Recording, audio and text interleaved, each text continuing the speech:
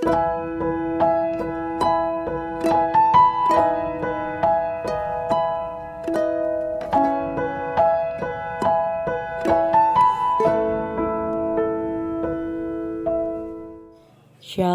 puji nama Tuhan, saya bersyukur saya bisa bergabung di PD Victory dan saya bisa mengenal Ibu Eli. Saya percaya ini bukan suatu kebetulan, tapi saya percaya ini kehendak Tuhan dan rencana Tuhan bagaimana saya sangat diberkati melalui dengan firman-firman Tuhan yang disampaikan Ibu Eli, sampai saya diubahkan Tuhan, saya dipulihkan Tuhan dengan cara pola pikir saya, dengan cara sikap saya diubahkan. Jadi saya adalah seorang ibu rumah tangga dengan mempunyai 3 anak laki-laki, dan saya di usia pernikahan saya bersama suami Desember nanti 9 tahun. Dan bagaimana Tuhan selalu menolong dalam kehidupan rumah tangga saya. Jadi awal kami menikah dalam usia kehamilan saya, waktu itu saya hamil anak pertama dalam 4 bulan. Saya baru tahu bagaimana sifat asli suami yang temperamen dan dia suka selingkuh. Jadi dari awal situ saya tahu suami ternyata suka main dengan perempuan.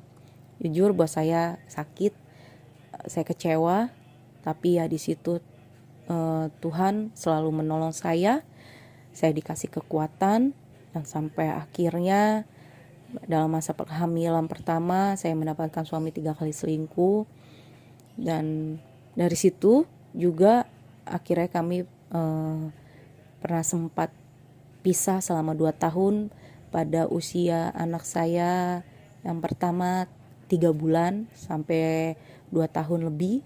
Kami pernah berpisah. Saat itu masalah kami karena ikut campur tangan mertua saya dan ipar saya.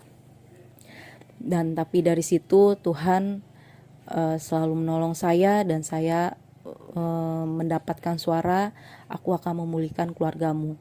Dan saat itu saya berpikir itu mustahil, karena saya sudah mengikhlaskan suami saya tidak berharap lagi bersama dia. Tapi ternyata rencana Tuhan, kehendak Tuhan, akhirnya kami dipertemukan kembali.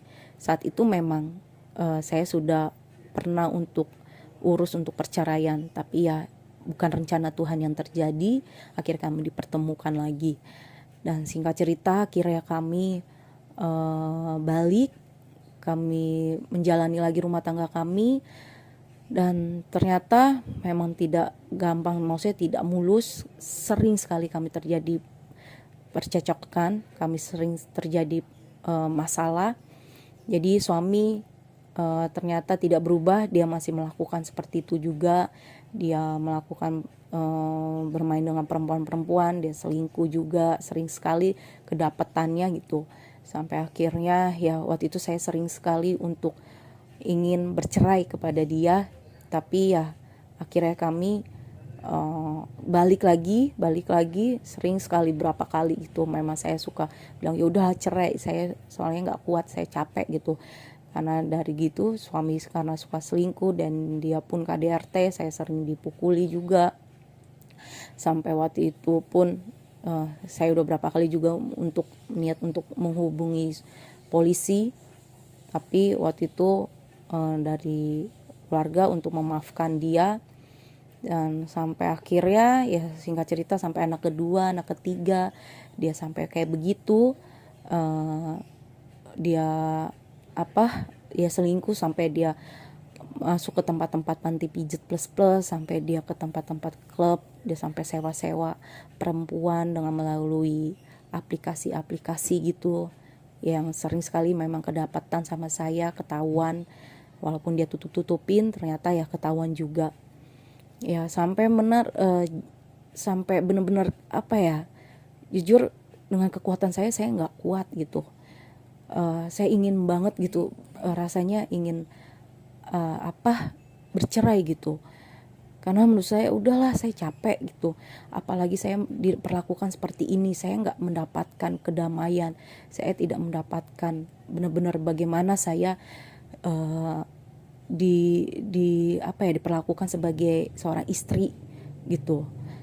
Tapi ya di situ memang banyak sekali pertolongan-pertolongan Tuhan sampai akhirnya saya dikuatkan lagi, saya bertahan lagi. Dan sampai akhirnya memang waktu itu saya sampai berjanji, udahlah, saya tidak mau lagi tahu dia mau bagaimana di luar sana. Yang penting dia di rumah, yaitu suami saya. Yang saya tahu ya dia masih bertanggung jawab untuk saya dan anak-anak tuh.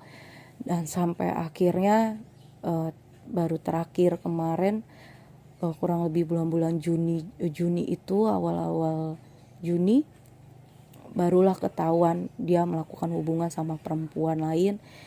Yang saya tahu selama dia berhubungan memang dia tidak lama dengan perempuan-perempuan lain, tapi dengan perempuan ini saya tidak tahu kenapa, kayaknya dia tuh kayak benar-benar tidak mau melepaskan ini perempuan. Yang akhirnya dengan sikap dia akhirnya berubah, benar-benar berubah. Ya tambah lebih temperamen, tambah lagi kayak seperti tidak peduli kepada anak-anaknya. Sampai dia itu untuk masalah keuangan pun dia jarang sekali untuk memberi kepada saya. Sampai waktu itu untuk masalah makan pun dia tidak kasih kepada saya untuk makan anak-anak.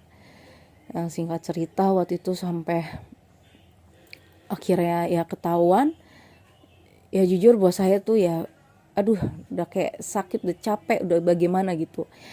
Sampai akhirnya memang waktu itu, saat itu saya memutuskan udahlah, saya mau benar-benar cerai aja gitu, saya udah nggak kuat gitu.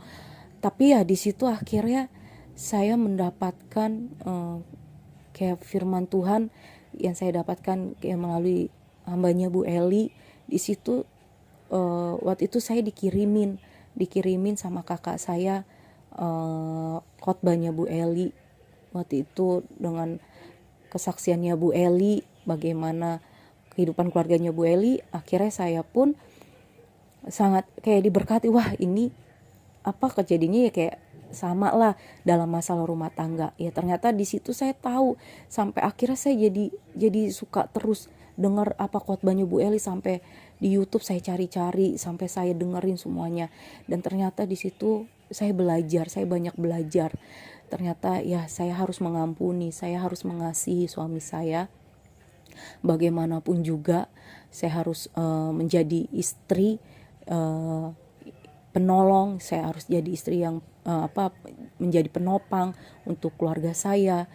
Dan saya harus kuat. Kalau saya menyerah, yang ada saya kalah sama iblis, yang ada saya membuat kehidupan anak saya hancur. Dan di situ akhirnya saya belajar, akhirnya saya dikuatkan dengan melalui firman-firman Tuhannya. Dan akhirnya memang saat itu saya sudah sempat untuk bercerai. Waktu itu sama suami pun kami udah memutuskan, udah saling menyetujui untuk bercerai. Waktu itu saat itu suami yang ingin ngasih keuangannya untuk saya mengurus, tapi saya yang urus, tapi suami tidak mau mengurus. Akhirnya saya mengurus, tapi ternyata di situ memang Tuhan tidak mengizinkan. Saat saya datang ke tempat perceraian, maksudnya tempat pengadilan, di situ saya mendengarkan suara, akulah Tuhan yang sama yang telah memulihkan kehidupan keluargamu. Memang saat itu saya kayak udahlah, yang penting saya datang dulu deh, bagaimana nanti prosesnya gitu.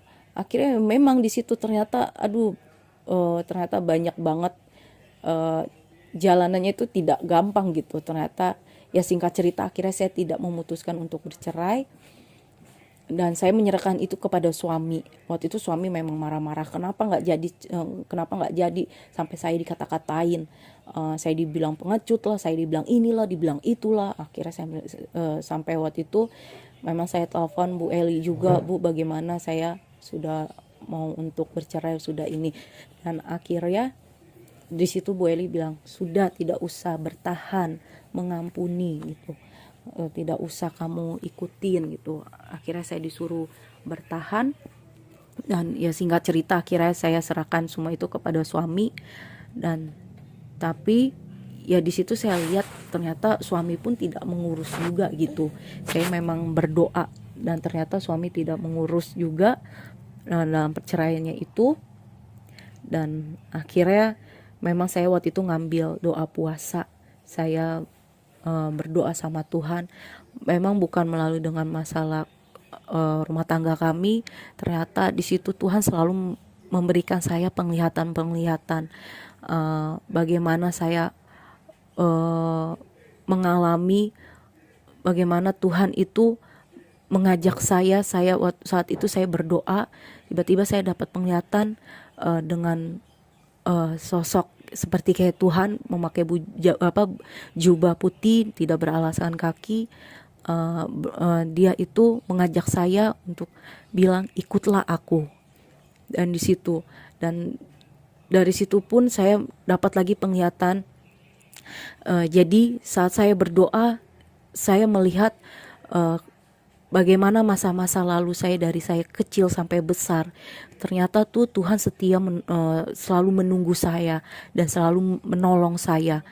Dan di situ saya melihat semua kejadian-kejadian yang saya alami.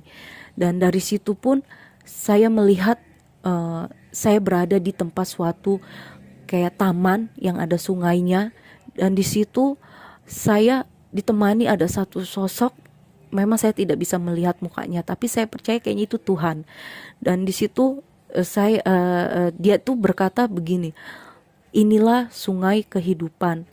Barang siapa yang meminum air ini, dia akan mempunyai keselamatan dan damai sejahtera. Memang di saat itu saya melihat memang ada sungai itu jernih sekali. Dan di situ saya merasakan damai sejahtera. Dan di situ saya disuruh minum, saya benar-benar saya merasa damai sekali. Saya memang tidak pernah merasakannya itu. Dan sampai akhirnya dari situ pun saya ditempatkan lagi. Itu seperti lautan api. Lautan api, di situ banyak orang-orang yang di dalam lautan itu. Dan di situ Tuhan berkata, inilah tempat orang-orang yang tidak mengenal aku dan mengasihi aku. Jujur buat saya di situ pun saya merasa kengerian gitu, ngeri gitu tempatnya, sampai saya tuh merasakan gitu, ini saya sampai ketakutan, saya tidak mau di tempat ini gitu. Tapi ya di situ Tuhan berkata seperti itu, sampai Tuhan bilang, beritahukan kepada semua orang bahwa aku segera datang. Dan memang bukan hanya sekali ini aja saya mendapatkan seperti ini yang disampaikan Tuhan. Waktu 3 tahun yang lalu saya juga mendapatkan kata-kata ini. Waktu itu saya udah pernah mau meninggal, tapi ya di situ Tuhan menolong saya sampai akhirnya saya tertidur, tapi saya seperti mimpi tapi seperti nyata gitu. Saya ada di suatu tempatnya ini memang tidak ada tembok-tembok, semuanya itu pokoknya luas, tidak ada apa-apa. Dan di situ Tuhan berkata, aku akan memberikan engkau kesempatan hidup asalkan engkau memberitahukan kepada semua orang bahwa aku segera datang. Itu awal saya mendapatkan itu, sampai yang kedua kali ini saya mendapatkan seperti itu. Jadi memang saya tahu apa yang saya alami sebenarnya banyak rencana maksud Tuhan, supaya hidup saya dipulihkan dan saya bisa menjadi berkat buat semua orang, dan saya bisa membawa keluarga saya datang kepada Tuhan, supaya kehidupan kami dipulihkan, dan kami semakin mendekat kepada Tuhan. Dan singkat cerita, akhirnya banyak sekali dari situ pun saya akhirnya benar-benar saya untuk memutuskan saya bersungguh-sungguh dalam Tuhan. Sampai akhirnya saya memang doa puasa, saya setiap hari pasti saya harus berdoa, saya harus membaca Alkitab, yang biasanya saya jarang sekali melakukan itu. Saya hanya berdoa, ya sekedar berdoa, tapi saya tidak membangun persekutuan saya dengan Tuhan. Dan di situ saya selalu terngiang-ngiang dengan kata mengenal dan mengasihi Tuhan. Ternyata saya selama ini saya tidak mengenal Tuhan, saya hanya tahu Tuhan, tapi saya juga tidak mengasihi Tuhan. Dan di situ akhirnya saya belajar, dan saya selalu juga ikuti dengan khotbah-khotbah Bu Eli yang sangat menguatkan, sampai akhirnya saya benar-benar dipulihkan Tuhan, sampai saya merasa diri saya kayak berubah gitu. Yang biasanya selama ini suami mau berkata apa, saya selalu melawan, saya selalu juga lawan dia. Dengan saya juga karena suka saya pukul suami, yang dulu-dulu buat saya tuh karena saya sering diperlakukan kasar sama suami, akhirnya saya memang balas dengan seperti itu. Tapi ya sekarang ternyata saya diubahkan Tuhan, sampai suami sekarang mau marah-marah, saya tidak bisa mengeluarkan kata-kata lagi, saya hanya diam, saya hanya cuma berdoa sama Tuhan. Dan di situ, dari situ Tuhan selalu menunjukkan kasihnya Tuhan, sampai akhirnya suami saya pun, ya puji Tuhan, memang waktu itu saya dengan kekuatan saya untuk memisahkan suami saya dengan perempuan itu, ternyata itu tidak berhasil. Dan dari situ saya pun juga menyerahkan semua ke dalam tangan Tuhan. Setelah saya menyerahkan semua ke dalam tangan Tuhan, saya hanya ingin melakukan apa yang Tuhan kehendaki dalam hidup saya. Saya hanya ingin menyenangkan hati Tuhan. Dan dari situlah akhirnya Tuhan turun tangan, Tuhan menolong keluarga saya. Akhirnya suami saya sedikit demi sedikit diubahkan, sedikit demi sedikit suami saya pun akhirnya yang saya tahu akhirnya dia juga melepaskan perempuan itu. Sampai sebenarnya waktu itu pernah kami konseling dengan hamba Tuhan yang lain, sampai akhirnya memang dia bilang kalau dia tidak bisa melepaskan perempuan itu. Jujur saat itu pun saya nangis, tapi Tuhan tuh selalu berkata, ini bagianku, ini bagianku. Sampai akhirnya saya pun kayak dalam hati kayak, Tuhan ini gimana? Dia tidak mau melepaskan. Padahal kami sudah konseling, kami sudah minta didoakan sama hamba Tuhan, tapi tidak berhasil. Tapi ya dari situ ternyata Tuhan tunjukkan kuasanya. Ternyata dari situ dalam seminggu ternyata di situ Tuhan menunjukkan kuasanya, sampai akhirnya saya lihat suami saya sudah tidak lagi berhubungan sama perempuan itu. Puji Tuhan, saya percaya Tuhan menunjukkan kuasanya dia di saat saya angkat tangan, di saat saya berserah sama Tuhan. Ternyata Tuhan menolong saya. Di saat saya ingin melakukan kehendak Tuhan, saya berserah penuh kepada Tuhan. Ternyata Tuhan yang ikut campur, Tuhan yang bekerja dalam rumah tangga saya. Sampai akhirnya puji Tuhan, sampai hari ini walaupun memang saya masih dalam prosesnya Tuhan, saya menikmati itu. Akhirnya saya lebih sungguh-sungguh, saya lebih dekat sama Tuhan. Yang selama ini saya hanya kalau saya masalah saya dekat Tuhan, kalau saya sudah berada di posisi nyaman saya lupa Tuhan. Tapi di sini ternyata saya saya menyadari ternyata walaupun saya masih nyaman, kadang saya sama suami akhirnya ada perbaikan, saya baik. Tapi di situ saya masih tetap ingat Tuhan. Yang biasanya saya sudah lepasan Tuhan, tapi di sini ternyata saya masih malah saya lebih ingin mengenal lagi Tuhan. Saya ingin terus dekat sama Tuhan. Kalau saya tidak berdoa, kalau saya tidak baca Alkitab, kalau saya tidak mendengar khotbah-khotbah firman Tuhan, buat saya tuh kayaknya saya tidak kuat. Saya tidak punya harapan. Tapi ya di situ saya belajar, akhirnya saya selalu ingin mendekatkan diri saya bersama Tuhan. Karena kalau bukan karena Tuhan, saya tidak bisa hidup sampai sekarang. Walaupun waktu itu pernah saya untuk melakukan bunuh diri, saya ingin kabur, saya ingin lepaskan semuanya, sampai saya ingin meninggalkan anak-anak saya. Ya tapi ya di situ akhirnya Tuhan kasih saya kekuatan. Ya puji Tuhan, saya percaya inilah rencana kehendak Tuhan dalam keluarga saya, yang terutama kehidupan saya dipulihkan. Dan saya percaya, saya yakin setelah hidup saya dipulihkan, saya percaya suami saya pun akan dipulihkan. Saya percaya pasti suami saya pun akan mengalami lawatan Tuhan, dia akan bertobat. Itu terus yang saya doakan kepada Tuhan.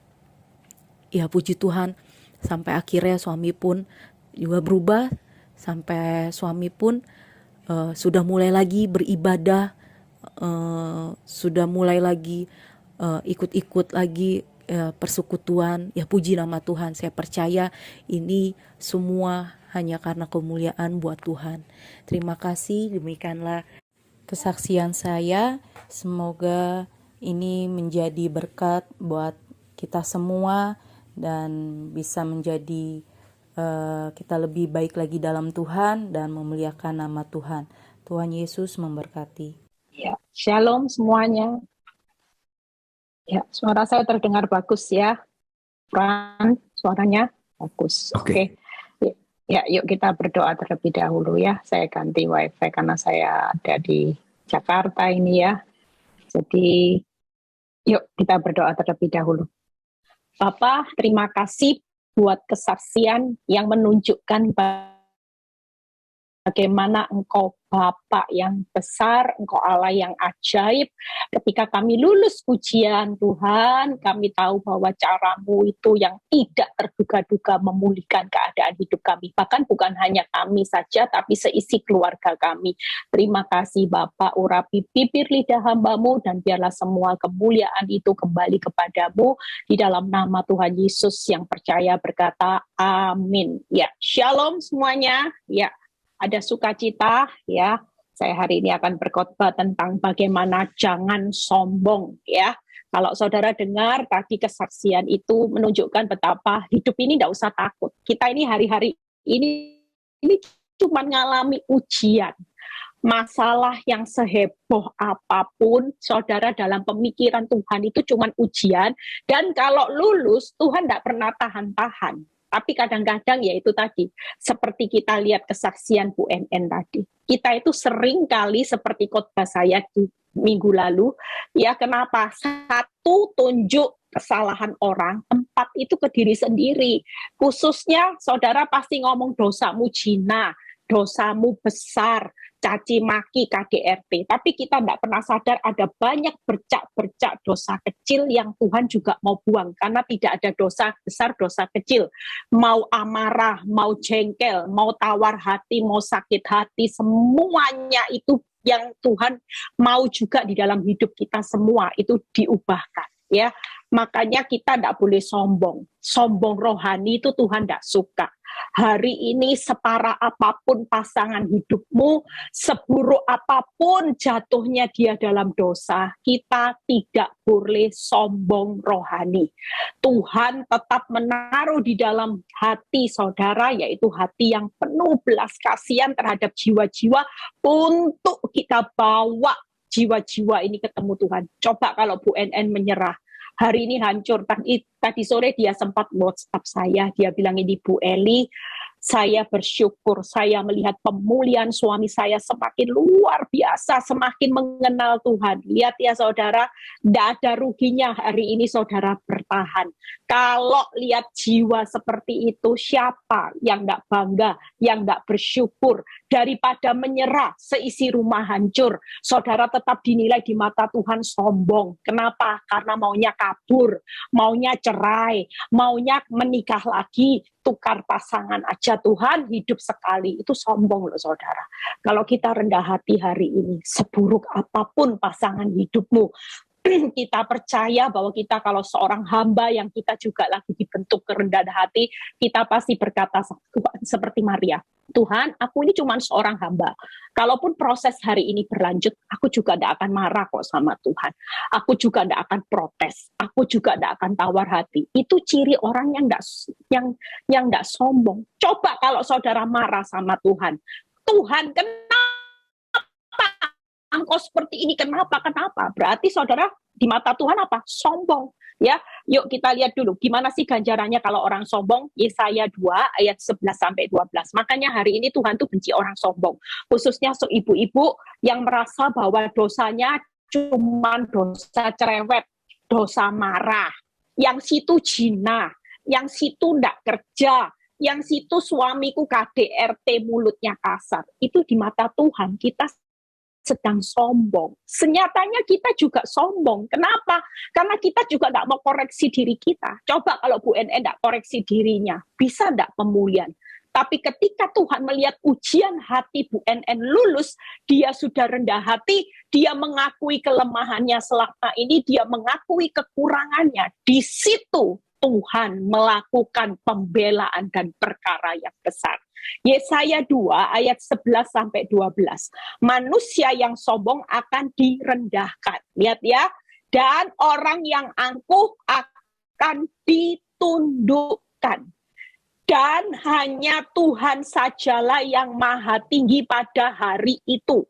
Sebab Tuhan semesta alam menetapkan suatu hari untuk menghukum semua yang congkak dan angkuh, serta menghukum semua yang meninggikan diri untuk direndahkan. Itu sebabnya hari ini kita ini miliki hati hamba. Tuhan, suamiku belum berubah. Ya sudah, aku yang harus berubah. Suamiku dosanya itu bagian Tuhan. Kalau Tuhan masih melanjutkan proses, aku ini cuma seorang hamba. Engkau sutradara yang berhak mengatur segala sesuatu. Yang pasti aku tidak akan pernah menyerah. Makin suamiku luar biasa, aku tahu Tuhan makin ingin membawa semua sampah-sampah di dalam hidup saya dihabiskan seluruhnya. Supaya saya mati secara daging dan 100% hidupku dikendalikan oleh Roh. Jujur banyak ibu-ibu kalau datang masih merasa sakit hati. Tidak terima. Apalagi Bu Eli, wanita tobat posting foto pergi berdua. Sebentar ya, baterai saya lowbat sebentar. Di situ Tuhan itu izinkan semua yang terjadi, ya. Bentar. Saya sampai terlalu bersemangat lupa kalau baterainya lowbat, saudara, ya. Di situ kita percaya bahwa hari ini semuanya yang terjadi dalam hidup saudara, kalau kita masih banyak menyalahkan, menuding orang, kita akan tidak lulus. Itu tadi, orang yang sombong sama Tuhan akan direndahkan terus. Kalau kita sudah mengakui, Tuhan, aku ini siap dibentuk, siap dikosongkan. Aku mau jadi bejana yang indah di tangan-Mu. Melalui suamiku, melalui wanita itu, aku bukan dihancurkan, tapi aku sedang dibentuk. Gimana cara penilaian Tuhan? Waktu saudara diuji lewat suami dan lewat wanita. Mungkin hari ini engkau diuji lewat keuangan. Dilihat sikap hatinya. Sikap hatinya bisa enggak tetap rendah diri, tetap rendah hati sebagai seorang hamba, tetap mengucap syukur, tetap bersuka cita, tetap baik. Karena kita tahu hari ini pembentukan itu sedang terjadi. Ya, orang yang angkuh akan ditundukkan. Dan yang ketiga, Tuhan akan menghukum. Bisa ditayangkan orang yang congkak. Lihat ya, congkak, angkuh, sombong, itu sudah semuanya jadi satu, saudara. Ya, hari ini yuk kita semua tidak usah iri terhadap pendosa. Tidak usah bandingkan hidupmu dengan pendosa. Kalau wanita tobat bisa posting segala sesuatu, berarti dia sombong. Biarin aja. Kalau dia sombong, hukumannya Tuhan itu pasti segera datang. Nggak sombong gimana? Orang sudah ambil suami orang, itu pencuri. Orang sudah berzina sama suami orang, dosanya zina, di mata Tuhan sudah pencuri, masih dosa menyakiti orang. Apa mungkin hidupnya bisa bahagia? Walaupun postingannya, wow, sepertinya diajak jalan-jalan, diajak pergi kemana, ke pulau dan sebagainya, sampai impian saudara hari ini kandas. Tapi percayalah, Tuhan itu tetap Tuhan yang berdaulat, dia pasti bela. Yuk kita lihat gimana sih kita nggak perlu sombong. Mazmur 103 ayat 13-16. Yuk kita baca sama-sama. Mazmur 103 ayat 13-16 ya.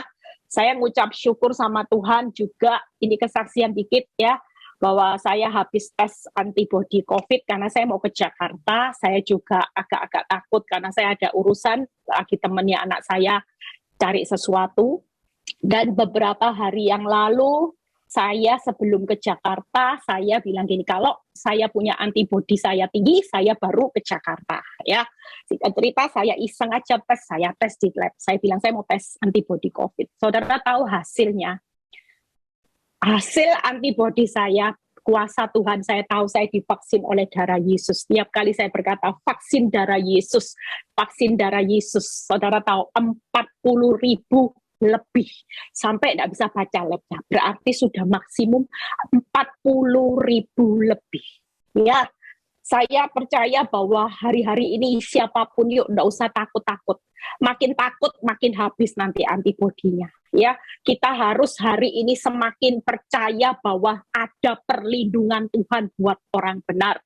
Jadi waktu saya berkata 40.000, teman saya bilang gini, orang-orang yang tahu, saya bilang, kok ada ya antibodi 40.000? Kamu ini pasti OTG katanya. Kamu pasti nggak tahu. Tapi dalam hidup saya bilang gini, kalau OTG saya itu sebelum divaksin, saya itu pernah tes antibodi, hasilnya 0.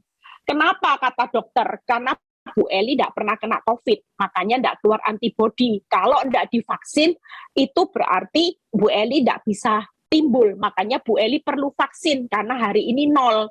Otomatis saya vaksin, saudara, vaksin. Makanya tidak usah takut yang mau vaksin ya. Banyak orang tanya, Bu Eli, ini chip, enggak, sudah tidak usah bingung itu.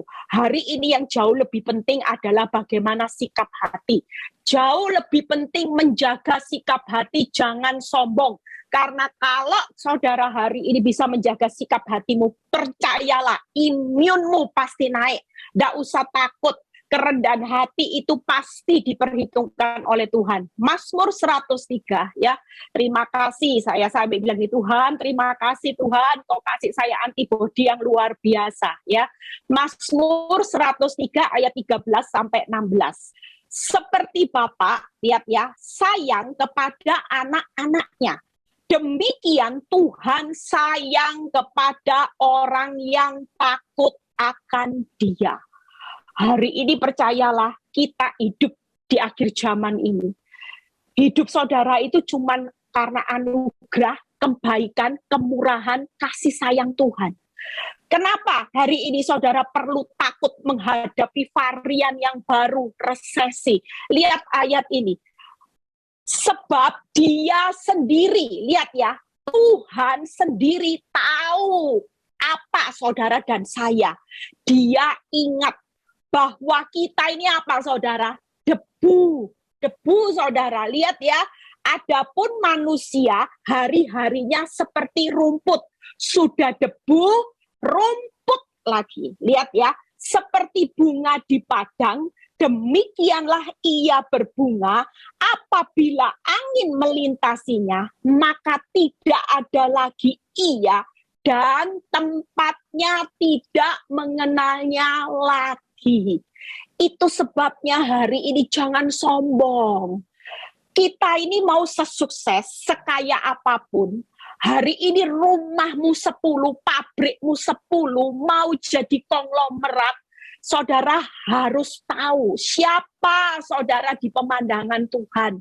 Senyatanya kalau bukan karena kasih sayang Yesus mati buat saudara, nilai setiap manusia itu, ingat loh ya, sekaya apapun tanpa Yesus hanya debu. Buka slide-nya. Yang kedua yaitu rumput. Lihat ya, rumput. Yang ketiga, bunga di padang, yaitu tidak hidup selama-lamanya. Makanya hari ini kalau saudara ada di bawah, direndahkan orang, dihina, dimaki, saudara jangan rendah diri. Senyatanya orang yang merendahkan hidupmu karena dia kaya, karena dia punya kedudukan yang tinggi, mereka tidak sadar, mereka itu debu. Pada akhirnya mereka walaupun rumahnya besar, kaya seperti apapun, mau cantik seperti apapun, pada akhirnya akan menjadi debu dan hidupnya itu seperti rumput. Hari-harinya, hari ini bisa ketawa, besok 1 jam atau besok bisa tidak ada. hari ini bisa punya pabrik 10, mungkin 1 minggu ke depan sudah habis ludes dengan bencana, dengan semua investasi yang ditipu orang habis dalam sekejap. Itu semua bisa terjadi. Makanya hari ini nggak usah minder, saudara, nggak usah berkecil hati. Yang lagi ngalami posisi di titik bawah, dihina orang, sadarilah yang menghina saudara, nilainya itu debu, nilainya rumput, dan nilainya bunga di padang. Justru kita sebagai anak Allah, kita ini bangga diri. Sejak kasih sayang Bapak Yesus buat kita, saudara punya nilai, yaitu kita ini berharga, mulia, bahkan nilai kita bukan lagi debu, karena kita tidak lagi hidup dalam debu pada akhirnya. Kenapa? Karena kita akan dibangkitkan. Kita hari ini bangga saudara punya Yesus. Orang dunia sekaya apapun, kalau tanpa Yesus, tanpa kasih sayang Yesus, mereka nilainya cuman debu, cuman rumput. Saudara bukan rumput. Walaupun kadang-kadang Tuhan izinkan ada satu prahara bencana yang bisa sekonyong-konyong badai, percayalah Tuhan tidak pernah tertidur selamanya. Dia akan bangun dan meredakan badai hidupmu menjadi redah teduh sekali. Bahkan hidup manusia dunia, yaitu seperti bunga di padang, tidak hidup selamanya. Tapi buat saudara dan saya hari ini, kita ini siapa di tangan Tuhan? Kita ini sudah diberikan satu fasilitas kehidupan selamanya berbahagia. Itu sebabnya jadi anak Tuhan. Jangan pernah minder. Jangan pernah merasa aku tidak sekaya dia. Aku tidak sesukses, tidak secantik dia. Tidak usah saudara. Kita ini spesial di mata Tuhan karena kasih sayang Bapa yang begitu besar buat saudara dan saya. Yuk kita bahas. Hari ini jangan minder ya saudara. Siapapun yang menghina saudara, mungkin pelakor lagi disayang-sayang suami, wanita tobat. Bilang aja, kamu ya, kalau tidak tobat, kamu itu cuma debu, kamu itu rumput. Nanti suatu kali sekejap, kelihatannya hari ini kokoh, tiba-tiba siapa yang tahu? Ada banyak ya wanita-wanita tobat juga yang hidupnya kandas saudara, pasti. Banyak kesaksian ibu-ibu yang wanita tobatnya kanker, ya. Setelah kanker, sampai suatu kali ada seorang yang berbicara sama saya gini, Bu Eli tahu, wanita tobat yang sama suami saya, ditinggal sama suami saya. Kenapa? Hari itu saya dicuekin, hari itu saya dipandang rendah, Bu Eli. Hari ini ditinggal sama suami saya. Kenapa? Karena dia kena kanker payudara, dan kanker payudaranya itu pecah, Bu Eli. Baunya, amisnya luar biasa, Bu Eli. Jarak berapa meter itu aja satu ruangan kamar itu bau luar biasa. Jadi dia berkata, suami saya akhirnya jijik, Bu Eli. Baunya tidak tahan, akhirnya dia meninggalkan wanita tobat dan kembali sama saya. Luar biasanya anak-anak Tuhan itu apa? Kalau kita sudah mengenal kasih Kristus, mau loh terima suaminya. Walaupun sudah dijadikan keset, suaminya kembali karena wanita tobat itu kena kanker payudara sampai pecah, saudara, dua-dua. Dan itu tragis, saudara. Hari ini cuman jadi apa? Seperti kitab Wahyu, kembangnya amben. Apa ya? Bunganya tempat tidur itu loh. Jadi cuman bisa tergolek lemah. Lihat, bayar harganya enggak main-main. Ada yang sampai ketabrak kereta api. Kenapa? Semua perbuatan kesombongan dia, itu tadi loh firman Tuhan. Semuanya diperhitungkan. Makanya kita sebagai anak Tuhan, yuk, kalau mereka berlomba-lomba show off untuk memamerkan kebahagiaan karena berhasil merebut suami orang, saudara jangan kalah.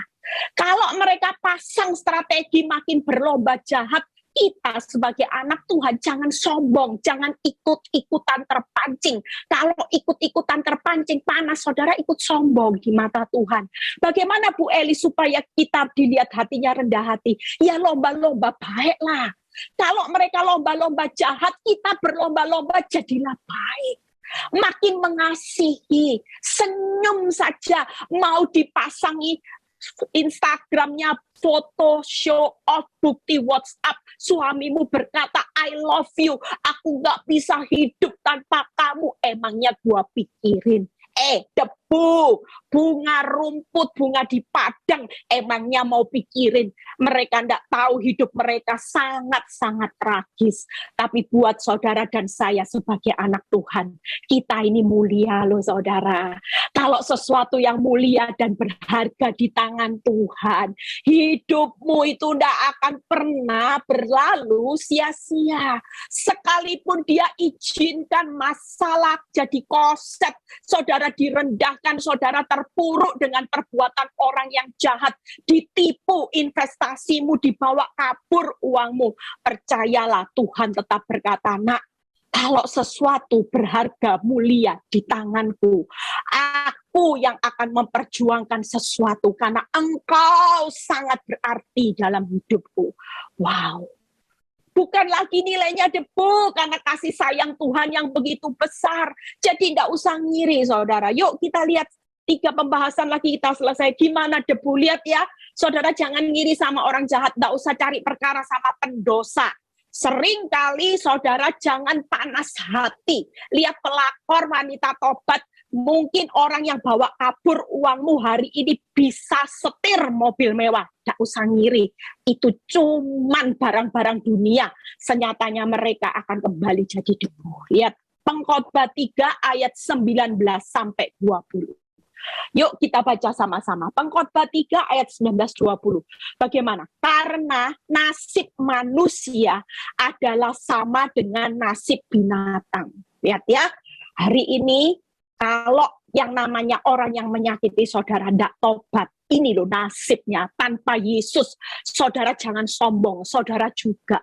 Kalau tanpa kasih sayang Bapa, Yesus kepada kita, kita semua nasib manusia sama dengan nasibnya binatang.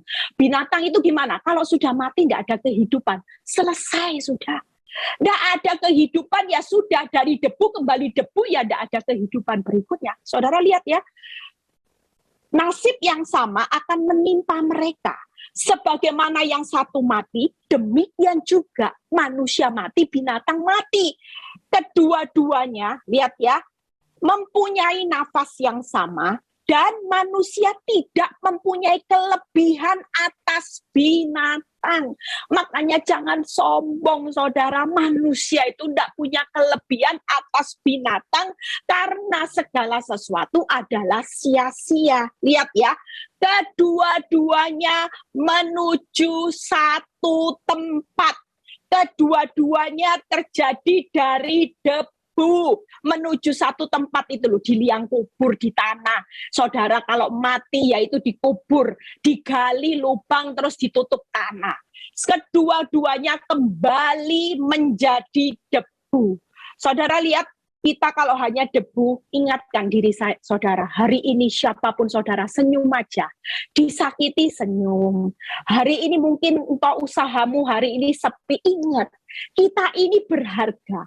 Suatu kali Tuhan itu tidak pernah mengizinkan kita hidup untuk terus ada di bawah. Semua hanya ujian, karena kita menikmati kasih sayang Bapa yang besar, dia tidak akan izinkan hidupmu di dalam satu penderitaan terus. Itu sebabnya kita tidak perlu sombong. Kalau kita sombong, kita ingatkan, tanpa Yesus kita itu nasibnya seperti apa? Ini loh, buka slide-nya. Kehidupan manusia sama dengan binatang yang berakhir dengan kematian. Yang kedua, kehidupan manusia tidak punya kelebihan atas binatang. Yang ketiga, kehidupan manusia dan binatang berasal dari debu dan kembali menjadi debu. Jadi hari ini, yuk jangan sombong ya.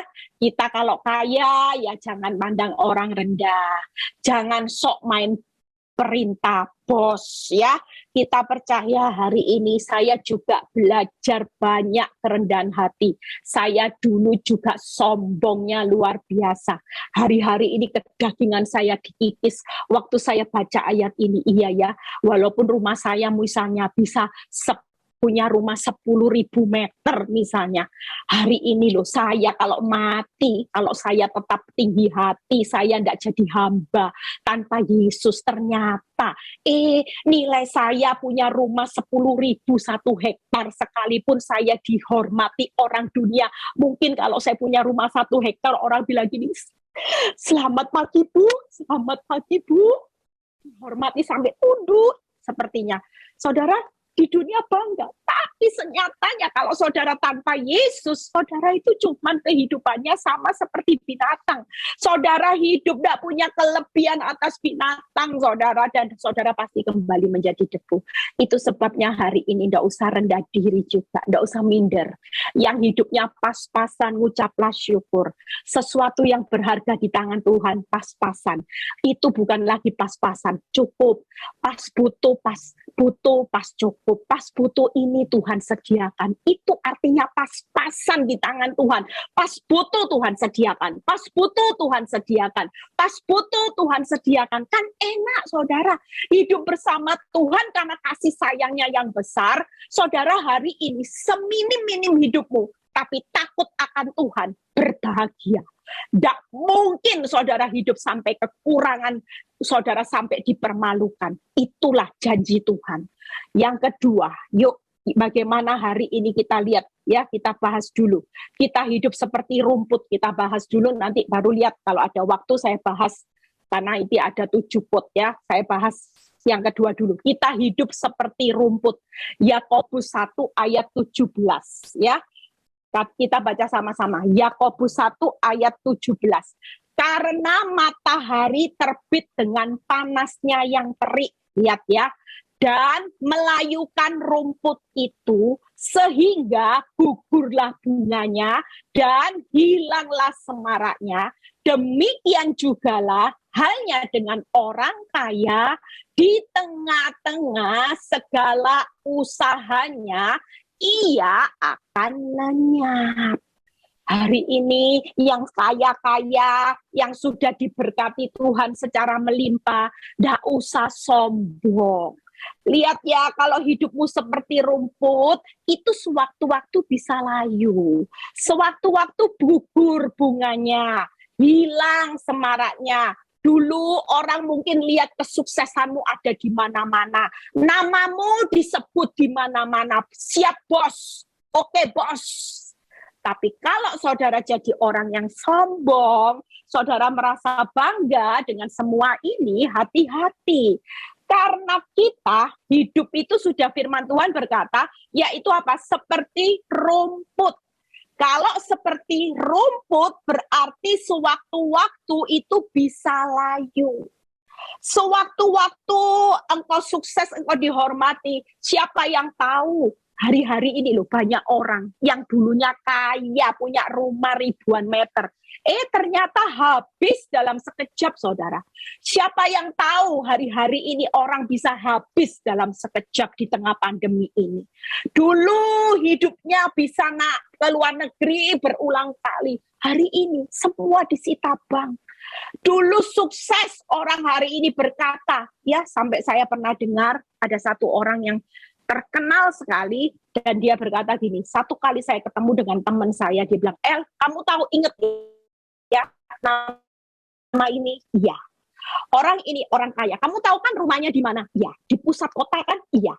Tapi hari ini kamu kaget enggak? Kenapa? Hari ini dia supir Grab. Jadi supir, saudara. Supir Grab. Dan kamu tahu yang paling membuat hati saya miris, Eli. Kenapa?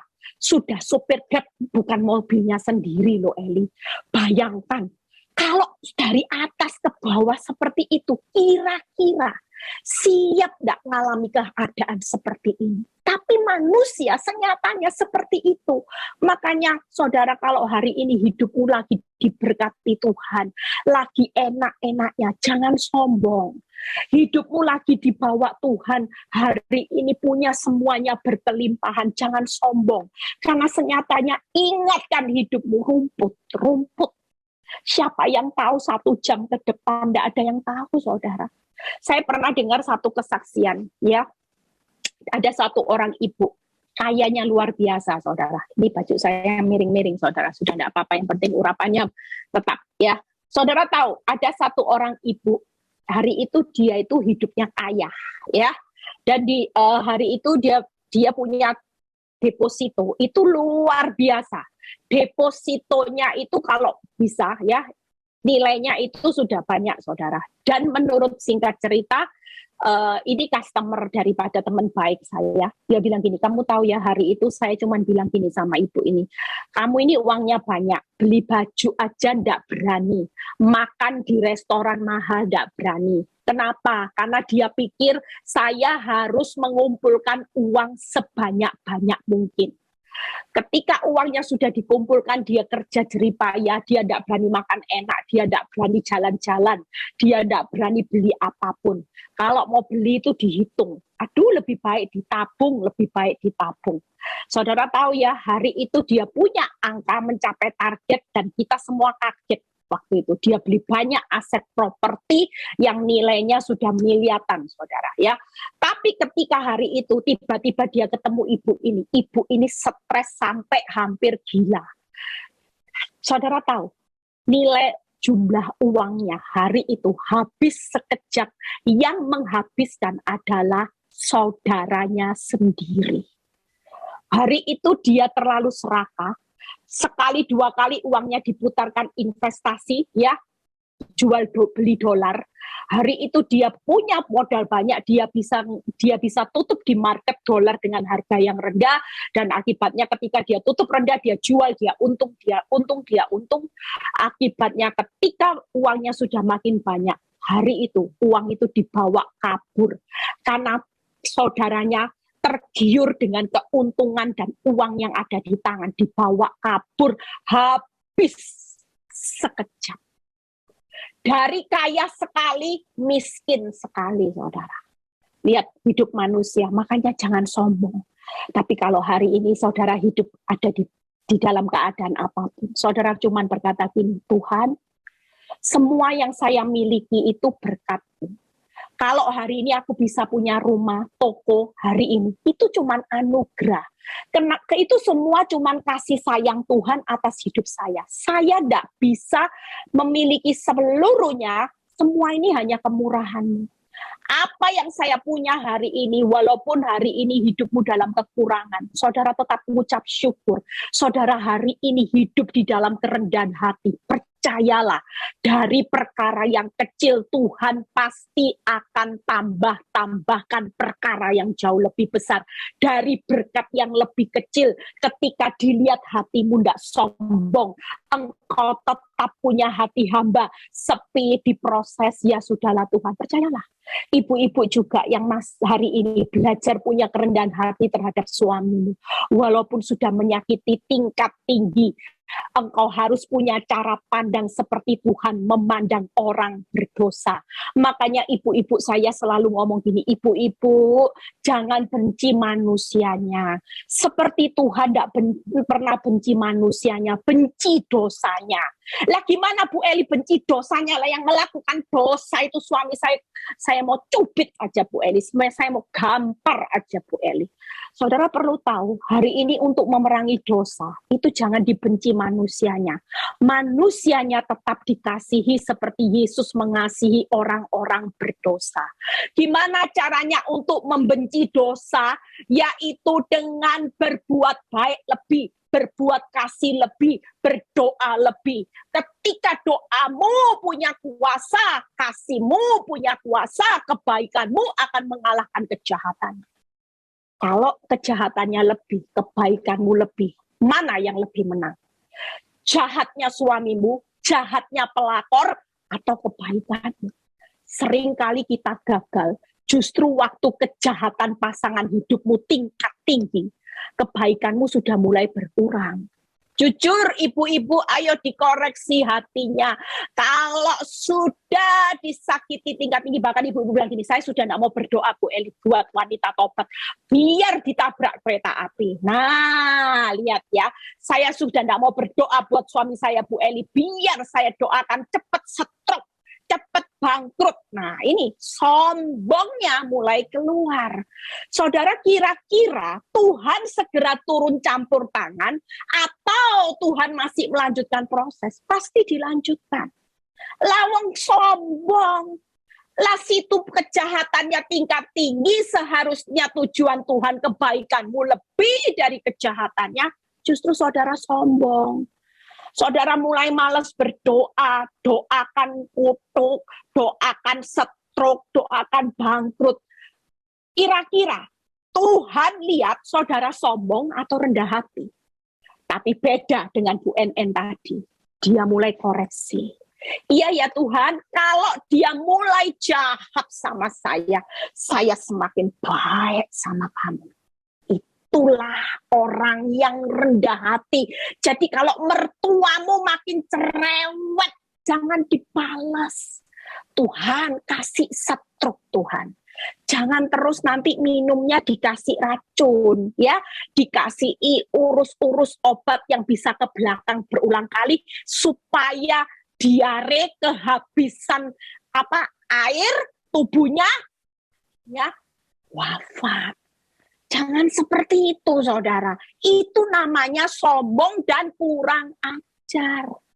Hari ini yuk kita sebagai anak Tuhan, kita mau berlomba-lomba.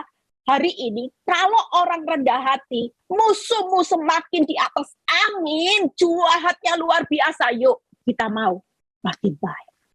Tokomu sepi, apa yang Tuhan mau dalam hidup saudara? Makin banyaklah ngucap syukur. Makin sepi, makin syukur. Sukacita, itulah ciri orang yang rendah hati. Lawang kita ini hidup dengan kasih sayangnya kok. Kita mau nuntut Tuhan apa? Dia pemilik. Kalaupun hari ini dia belum jawab apa pergumulan kita tidak berhak marah, kita tidak berhak protes sama Tuhan. Karena kita ini hamba.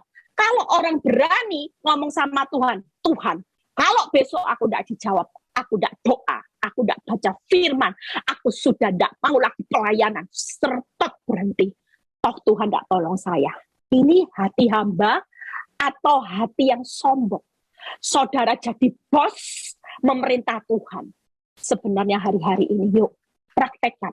Kita ini jangan main perintah sama Tuhan. Hari-hari ini yuk sewaktu-waktu bisa layu, gugur bunganya, hilang semaraknya. Itu seperti rumput. Yuk yang terakhir. Kita tidak hidup selamanya. Ya, Mazmur 90 ayat 10. Ya, Mazmur 90 ayat 10. Kita tidak hidup selamanya. Yuk.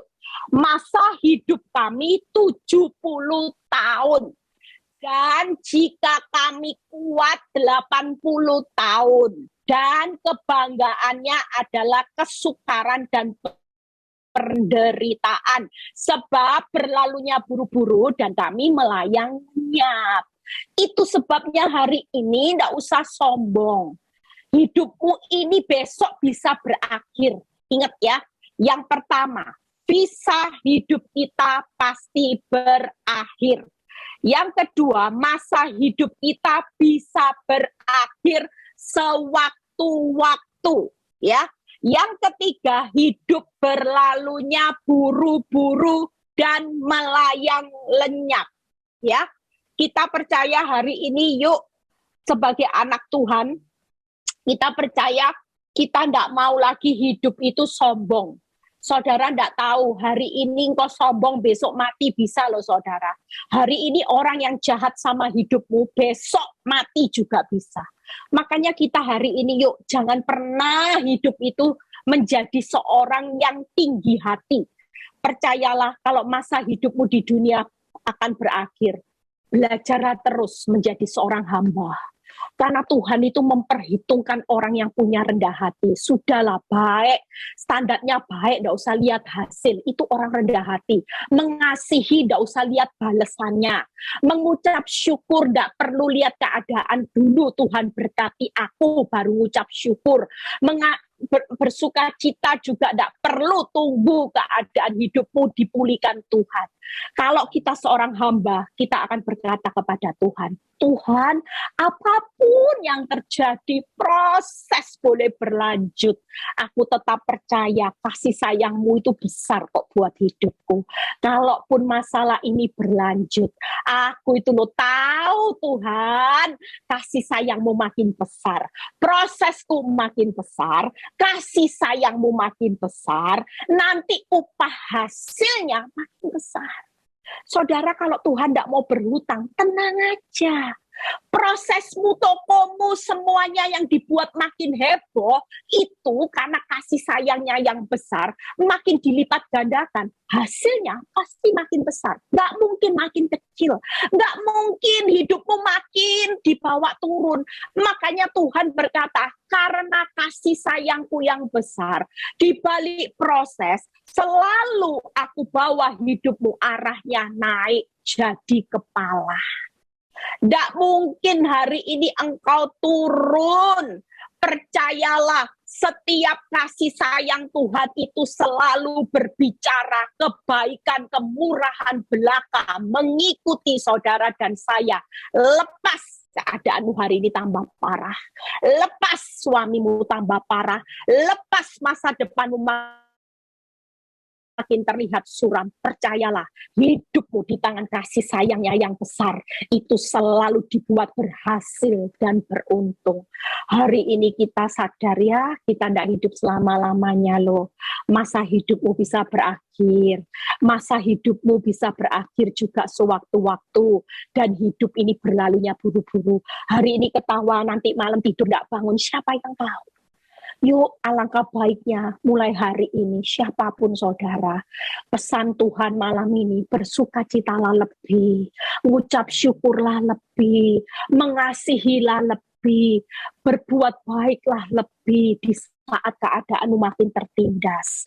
Itulah ciri orang yang tidak sombong, orang yang rendah hati selalu berkata seperti Maria, aku ini seorang hamba, jadilah seperti apa yang kau mau. Amin. Amin saudara, yuk ayat terakhir, Fran boleh siap ya. Realita kehidupan manusia. Realita kehidupan manusia. Tadi Aileen sempat WhatsApp saya, ada ayat yang salah yang mana ya? Karena note saya harusnya Aileen Pengkhotbah 5 ayat 14 sampai 16. Sebagaimana ia keluar dari kandungan ibunya, demikian juga ia akan pergi. Lihat ya, realita kehidupan manusia itu seperti ini kalau tidak ada kasih sayang Tuhan. Telanjang, perginya telanjang seperti ketika ia datang dan tidak diperolehnya dari jeripayanya suatu pun yang dapat dibawa dalam tangannya. Ini pun kemalangan yang menyedihkan. Sebagaimana ia datang, demikian pun ia akan pergi. Apakah keuntungan orang tadi yang telah berlelah-lelah menjaring angin? Lihat kata-kata berikutnya. Malah sepanjang umurnya ia berada dalam kegelapan, kesedihan, mengalami banyak kesusahan, penderitaan, dan kekesalan. Realita kehidupan manusia yang pertama, ini boleh tayangkan ya. Saudara perlu tahu hari ini yuk, siapapun kita lahir, tidak bawa apa-apa, mati pun tidak bawa satu pun loh saudara. Apa sih yang saudara pusingkan di dunia hari ini? Percayalah, saudara mau sukses sekaya apapun, rumah 10, pabrik 10, kita hari ini mati, hidup mati, tidak bawa apa-apa. Itu realita, saudara. Ya, yang kedua, hidup itu seperti menjaring angin, sia-sia. Makanya tanpa Yesus kita tidak akan berarti. Tapi selama kita punya Yesus, hidupmu itu sanggup melakukan segala perkara. Nilai hidupmu bukan sia-sia, tapi berharga dan mulia. Amin, saudara. Yang ketiga, hidup sepanjang umur itu senyatanya hidup di dunia. Itu loh, firman Tuhan sudah bicara. Penuh kesedihan, kesusahan, penderitaan, kekesalan. Saudara jangan pikir kalau orang kaya tidak ngalami seperti ini. Buktinya banyak orang kaya bunuh diri. Saya punya teman, saudara, kaya, sukses, suami baik. Tiap malam harus minum sanak. Kenapa? Karena orang dunia tidak punya damai, sejahtera, sukacita. Sementara saudara dan saya hari ini, karena saking berharga mulianya saudara, kasih sayangnya yang besar, sampai pada waktu Yesus naik ke surga, dia tinggalkan roh penolong, dia tinggalkan damai sejahtera yang melampaui segala akal. Itu supaya saudara tetap ingat bahwa Tuhan mau setiap kehidupanmu, nikmati aja. Proses hidupmu nikmati. Yang penting engkau tidak sombong. Engkau tetap miliki hati hamba. Percayalah, hidup yang berharga mulia itu selalu dipenuhi oleh kasih sayang. Kita hari ini diproses. Jujur saya itu prosesnya berat, saudara. Karena Tuhan tahu saya itu sulit untuk rendah hati. Saya kalau tidak dihajar habis-habisan, saya orang yang saya akui, saya paling sulit untuk merendahkan hati. Karena selama ini selalu saya merasa saya punya uang, saya selama ini selalu dihormati dan dicintai suami saya. Saya merasa cantik, saya merasa punya uang, saya merasa sulit. Makanya saya tahu kapasitas Tuhan untuk menghancurkan hidup saya. Karena dia sangat benci kesombongan saya. Itu sebabnya saya diizinkan proses yang begitu berat bertahun-tahun. Sampai saya ngalami titik balik, saya tahu hidup saya terlalu sombong. Saya selalu berkata gini, aku ini sudah ini loh Tuhan, aku ini sudah ini. Nah itu ciri orang sombong, saudara. Kalau hidupmu masih diproses dan saudara doa, saudara bilang gini, saya sudah ini Tuhan, saya sudah ngampuni Tuhan, saya sudah mengasihi, saya sudah melayani, saya sudah memberi makan, tapi dia tidak tahu diri, dia tetap kurang ajar. Itu ciri orang yang sombong. Saya dulu ngalami seperti itu, saudara. Sampai saya sadar titik balik. Tuhan sedang menghabiskan kesombongan saya. Karena dia sangat benci yang namanya orang tinggi hati. Hari-hari ini ujian itu untuk membentuk hatimu. Yaitu milikilah kerendahan hati. Pesan saya, yuk 3 hal. Ya, yang terakhir boleh ditayangkan. Ini loh yang Tuhan mau. Kalau bermegah itu seperti apa? Yuk kita baca 1 ayat. Yuk, Fran siap yuk. 2 Korintus 10 ayat 17 sampai 18. Fran siap ya? 2 Korintus 10 ayat 17 sampai 18. Ini loh yang Tuhan mau. Tetapi barang siapa bermegah, hendaklah ia bermegah di dalam Tuhan. Lihat ya. Sebab bukan orang yang memuji diri yang tahan uji, melainkan orang yang diuji Tuhan. Hari ini yuk, yang mau bermegah itu bermegahlah di dalam Tuhan. Tuhan, tidak apa-apa, suamiku parah, keuanganku parah. Aku mau makin sukacita. Aku mau makin ucap syukur karena aku tahu aku hidup bermegah di dalam kasih sayang. Hari ini Tuhan, aku tahu aku lagi diuji kerendahan hatiku. Orang yang bermegah yaitu orang yang dipuji Tuhan. Jangan bermegah bangga dipuji manusia, tapi dipuji Tuhan. Amin. Yuk, Fran nyanyi ya. Jadi hari ini siapapun saudara, tidak perlu minder ya. Saudara ingat, kita ini bukan lagi debu loh saudara. Kita bukan rumput loh saudara. Kita bukan lagi bunga di padang. Tapi saudara dan saya adalah anak-anak Tuhan, kasih sayang yang besar. Dia sudah mati buat saudara. Dia tahu bahwa saudara adalah berharga dan mulia. Tuhan Yesus memberkati. Terima kasih Tuhan. Kami datang di hadapan dengan kerendahan hati kami, Bapa. Kami tahu Tuhan, tanpa kasih sayang-Mu kami ini nggak berarti apa-apa. Kami bukan siapa-siapa tanpa Tuhan.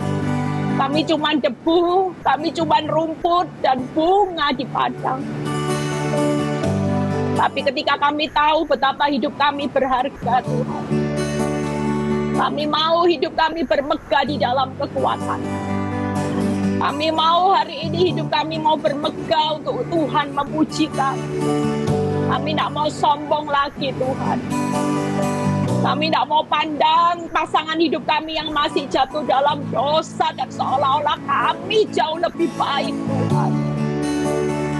Kalau Tuhan masih izinkan proses dalam hidup kami, itu karena Engkau tahu bahwa di dalam hidup kami masih ada roh-roh kesombongan yang Kau ingin buang.